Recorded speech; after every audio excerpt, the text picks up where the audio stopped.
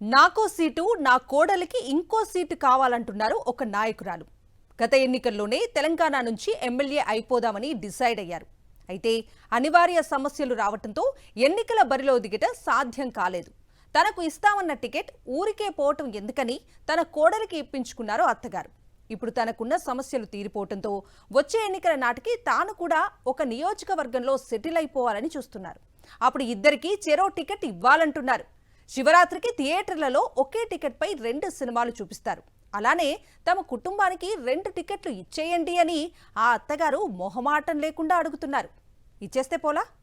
2023 తెలంగాణ ఎన్నికలకు సరిగ్గా 2 నెలల ముందు ఎన్ఆర్ఐ ఝాన్సీ రెడ్డి తెలంగాణ వచ్చారు. ఎలాగూ వచ్చాం కదా, ప్రజాసేవ చేసుకుంటూ పోలా అనుకున్నారు. ప్రజాసేవ చేయాలంటే చట్టసభలో ఏదో ఒక పదవి ఉండాలి కదా అని కాంగ్రెస్ టికెట్ కోసం ప్రయత్నించారు. కాంగ్రెస్ పార్టీ కాస్త బలహీనంగా ఉన్న పాలకుర్తి నియోజకవర్గంపై కన్నేశారు. సీనియర్ నేత ఎర్రబెల్లి దయాకర్ రావు ప్రాతినిధ్యం వహించే పాలకుర్తి నియోజకవర్గం నుంచి ముఖం తెలియని ఎన్ఆర్ఐ మహిళ పోటీ చేస్తే ఎక్కడ గెలుస్తారని కాంగ్రెస్ పార్టీలోనే కొందరు నేతలు అనుమానాలు వ్యక్తం చేశారు. అయితే కాంగ్రెస్ అధిష్టానం మాత్రం ఝాన్సీ రెడ్డి గెలిచి తీరుతారని నమ్మింది. అంతా సజావుగా సాగిపోతుంది అనుకున్న తరుణంలో చిన్న చిక్కు. ఆమె పౌరసత్వం సమస్యగా మారింది. అది క్లియర్ కావటానికి టైం సరిపోదు. తనకిస్తామన్న టికెట్లు చేజార్చుకుంటే ఇంకెవరైనా ఎగరేసుకుపోతారు. ఇలా ఆలోచించిన ఝాన్సీ రెడ్డి తలుక్కున ఓ ఐడియాకు వచ్చారు. ఆ టికెట్ను తన కోడలు యశస్వి రెడ్డికి ఇప్పించుకున్నారు.